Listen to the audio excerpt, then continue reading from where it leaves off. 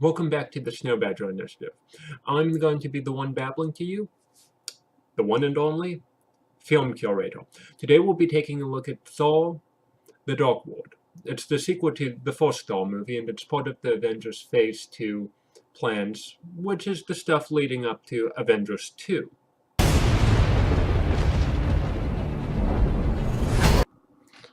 So, let's start to talk about the movie. As always, we'll begin with a summary of the movie's plot, and please remember that this isn't a spoiler-free zone. The movie opens with opening narration over Dark Elves, because Dark Elves are what I think of when I think of superhero movies.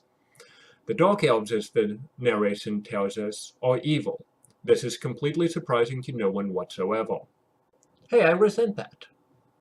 After that, the movie jumps to Thor beating people up in one of the 9 realms with his entourage. This is important because of the unfortunate implications it gives, though in the movie very little is said of it. After that, they cut to Jane and her friends, minus Dr. Eric. And for the most part, the scene is fairly good. They discover a gravity anomaly, which is teleporting people to places, which really isn't how science works, but we'll forgive them that because we're not only in a superhero movie, we're in a Thor superhero movie. So I can't complain that much, I suppose. But anyway, after discovering some of this, one of them falls in one, most notably Jane, because of course it's Jane. And with this, she's teleported to the scene where the Dark Elves fought the Asgardians in the opening scene, and gets possessed by a giant ancient superweapon, because this is something that superweapons do. Possess people. We're from different worlds. Maybe they're separate for a reason. Meanwhile on Asgard, Thor leaves the party early, but later than he usually does, and goes across the Belfast Bridge, and I'm pretty sure I'm not pronouncing that right, and my apologies, to talk to the Watchman, whose name that I won't even attempt to pronounce because I'm terrible at speaking. So he talks to him, who mentions that he's later than he usually is, which is important because that means that Thor has just been staring at his friend Jane for years, maybe, and never visits her, which is an important plot point because they always talk about how he doesn't visit, even though he can, and he spends his time just staring at her, which is creepy. However, moving on to the plot, he arrives at the bridge, but the Watchman can't find her, and then suddenly she pops back into his sight. Thor immediately travels to her and brings her back to Asgard, and they discover that she's been possessed by this giant ancient superweapon called the Ether. And at that point, the Dark Elves find that out and start to attack the city. And this is actually a really well done scene. A lot of action, you can really feel the momentum going, as well as the special effects are actually really good in this scene. And this is almost kind of the climax of the movie, you would think, but they do have more fights near the end. So in a regular movie, this would be a climax. In Thor, it's just a stepping stone, which is kind of understandable. What happens next is one of the movie's biggest problems. Both Thor and Odin both want to use Jane to lure out the Dark Elves. However, Odin wants to do it in the middle of Asgard, and Thor wants to go off to the Dark World to do it there. Odin wants it to be in the middle of the city, so all of the soldiers and people can help. Thor doesn't want to risk any soldiers' lives. And herein lies the problem. If the Dark Elves get their hand on the weapon, everybody dies. Their explicit plan is to destroy the universe. Having a whole bunch of soldiers there will raise their chances of success. Well, Thor should be applauded for not wanting to sacrifice his people's lives. However, they are not sacrificing them needlessly. If there's one opportunity that you should risk someone's life for, it's because the entire universe is about to explode. They meet up with the Dark Elves. Loki appears to betray Thor, but in turn is just a trick. However, the Dark Elves do depossess, I think that's the right word, the super weapon from Jane, and proceed to run off to Earth, which just so happens to be the correct focal point to blow up the entire universe from. And here's where the show's real climax is. Thor versus Dark Elf guy on Earth. exactly where it is Greenwich, because they didn't want to move the studios too many times, I guess, because all of the scenes are in England, on at least the scenes are north, and they really wanted to make their budget go for them. But that aside, it was a very good action scene. Unfortunately, Dr. Eric gets more screen time, and he's gone insane in the plotline, and while meant to be funny, he's really not, and his scenes kind of drag, but fortunately there's not too many of them. Eventually, the Dark Elf, of course, gets beaten, Thor returns victorious, makes out with Jane, gets paraded in front of Odin. Odin says, "Hey, do you want the throne?" And of course, Thor turns it down so he can keep beating on people. He then walks away, and Odin is revealed to be Loki, who we thought died just a little while ago, which was why I didn't bring it up, because everybody knew he would live. This makes no sense, because if Loki can just so easily take over being king, why hasn't he done so that easily before? But that's kind of nitpicky. And that kind of ends the summary section of the review. However, that's not all. We now actually can review the movie. Let's go back to the movie to begin with. That scene where Thor and company are randomly beating people up. There's actually a pretty good argument to make that Asgard could stand in for America. And I'm pretty sure a lot of people are going to point that out, so I'm bringing it up. I'm not sure if it's on purpose, but there are some analogies there about force projection against anticipating new threats. It's kind of a stretch, but I'm willing to bet people will bring it up, so I should bring it up too. Is the movie trying to make some sort of political point? I'm pretty sure it's not.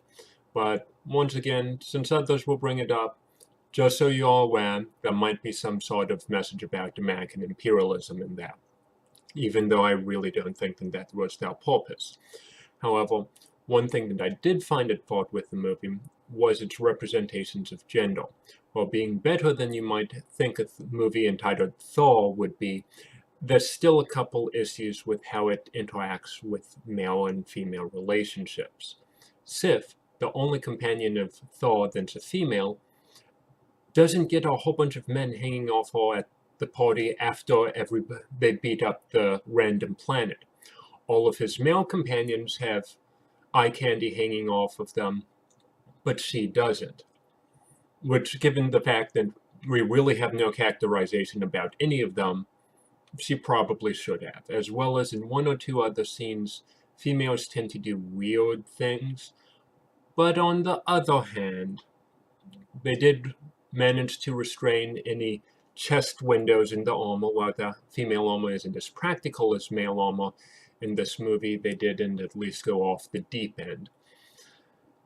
But that being said, overall, the movie was actually quite good. The special effects were very good. It had a compelling plotline, which might raise an issue with the other Avengers movies, because if Thor can save the universe by himself, what use do they have of Iron Man? But that's kind of a standard problem with these kind of crossovers. As a singular movie, it was much better than the original, mainly because it had Thor being Thor, as opposed to Thor being a mortar walking around New Mexico. So it did do very well in those regards. Dr. Eric was obnoxious, but he didn't have much screen time. Special effects for the most part were very good. The villain, while not having a lot of real compelling motivation besides let's annihilate the universe to make it go back to the way it was, did seem to be a credible threat to Thor. The super weapon was a little bit weird and not really explained well, and just kind of something for people to fight over. Which, while possessing Jane, it meant a lot of people were kind of fighting over her, and she wasn't really driving the action for the most part. But they did kind of try to empower her, which I guess is good, but they didn't really write her as a character. They kind of wrote her as an empowered female, which there's some issues with that. But overall, the movie was good. The last thing that I'll bring up before going to the scoring section is Loki. Loki either was in the movie too much or not enough, depending on your point of view. Point of view 1. Loki was in the movie too much. What that means here is Loki didn't really drive most of the action. A lot of the times he was there for kind of snarking comments and the such, where those were appreciated.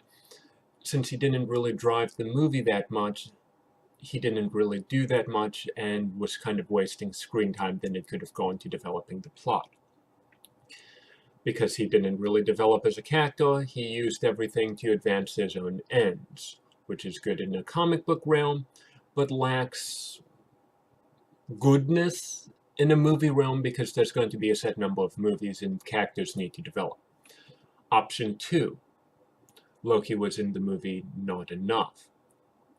Here, if you're planning on developing him, he needed to be in there more so he could develop and be outright enraged by the attack on Asgard, as well as the death of his mother, who did die during the attack on Asgard, instead of using it just as motivation for himself.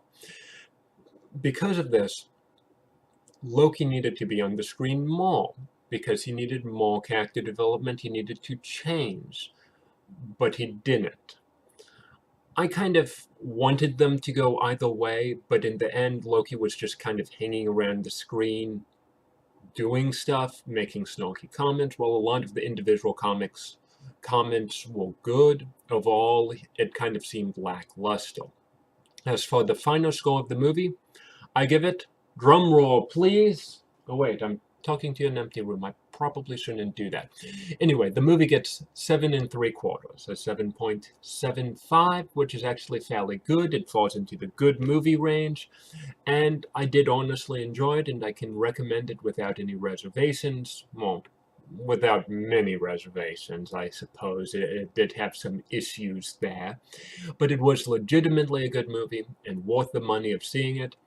And I would recommend it to people. It is honestly a good movie, and it looks like Avengers 2 is lining up to be a fairly good movie, with all of the prequels lining up into good roles.